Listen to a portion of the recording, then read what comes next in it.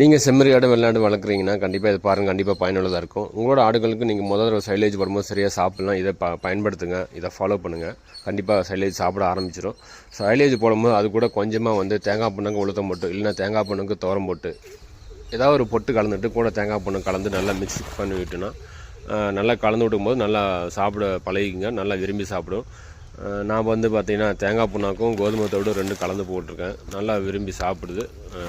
ஏன்னா இதில் ஒரு 2-3 குட்டிங்க முதல்ல சைலேஜ் போடும்போது சாப்பிடுங்க. அதுக்கப்புறம் நம்ம இந்த மாதிரி கலந்து போட்டோம், நல்லா சாப்பிட ஆரம்பிச்சிருச்சு. ஏன்னா சைலேஜில் பெருசாக நமக்கு எடை அதிகரிக்காது, தீவன செலவு குறைக்கலாம், ஆடு வயிறு நம்புங்க. ப்ரோட்டீன் கொஞ்சம் இருக்குது, கொஞ்சம் எடை ஏறும். ஆனால் பெரிதல் நம்ம எதிர்பார்க்குற அளவுக்கு வெயிட் கெயின் இதில் கிடைக்காது. இருந்தாலும் மதியமாக ஒரு வேளை தீவனம் வந்து சைலேஜ் கொடுக்கலாம், செம்மறி ஆடுகளுக்கு கொடுக்கலாம். 2 நேரம் ஆடுற தீவனம் போட்டு நம்ம போட்டேன். நல்லாவே சூப்பராக கம்ப்ளீட்டாக சாப்பிட்டுச்சு. இங்கே பாருங்கள், நல்லா சாப்பிட்டுட்டு அடுத்த தீனி எப்படா